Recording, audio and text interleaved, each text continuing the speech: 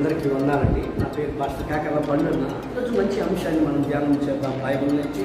అదేంటంటే సమాధానము గలవారమై ఉండాలి. రోమిలికి రాసినటువంటి పత్రిక 12వ అధ్యాయము 18వ వచనం. రోమిలికి రాసినటువంటి పత్రిక 12వ అధ్యాయము 18వ వచనం. సఖ్యమైతే మీ చేతనైనంత మట్టుకు సమస్త మనుషులతో సమాధానముగా ఉండాలి. ఎవరితో అంటే మనుషులందరితో సమాధానంగా ఉండాలి. సమాధానాన్ని వీరికి వెంటాడమని వైద్యులంలో చెప్తా ఉందండి. ఆ యేసుక్రీస్తు ఉన్నటువంటి మరొక పేరు ఏంటంటే ఆయన సమాధాన కర్తాధిపతి అని అతని పేరు పెట్టబడింది. అందుకనే అందరితోటి మనం ఎలా ఉండాలంటే సమాధానంగా ఉండాలి. ఎవరి నవ్వుతూ ఉందామండి, నవ్వుతూ బ్రతుకుదామండి, సమాధానంగా ఉందామండి. ప్రతి వారితోటి కూడా ఎందుకండి కలహాలు ఇంతలోనే కనపడి అంతలోనే మాయమయ్యే ఆ అభివృద్ధి వంటిదండి ఈ జీవితం. ఎవరి నీటి బుడగ వంటిదండి ఈ జీవితం. ఎందుకండి కక్షలు కార్పణ్యాలు పగ అసూయ ద్వేషం ఎందుకండి ఇవన్నీ?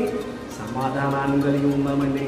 పక్కింటితో సమాధానం, ఎదురింటితో సమాధానం, మీ అన్నదమ్ములతో సమాధానం, మీ సంఘంలో సమాధానం. ఇదిగో బైబిల్ గ్రంథం సెలవిస్తుంది. రోమిలికి రాసినటువంటి పత్రిక 5వ అధ్యాయం 1వ వచనం. దేవునితో సమాధాన పడాలి. పాపం చేస్తే నువ్వు దేవునితో సమాధాన పడలేవు. నీ లోపల అసూయ ఉందనుకో, లోక కార్యాలు ఉన్నాయంటో దేవునితో నీకు సమాధానం ఉండదు. విడిచిపెడదామండి వీటన్నిటినీ.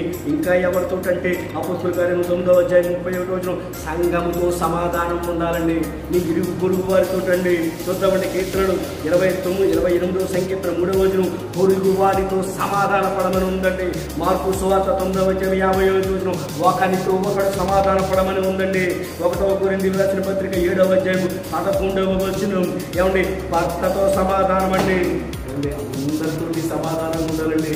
పిల్లలతో సమాధానం ఉందామండి. సమాధానాన్ని ఎదిగి వెంటాడుతుంది. అతి ధన్యత మనందరికీ దేవుడు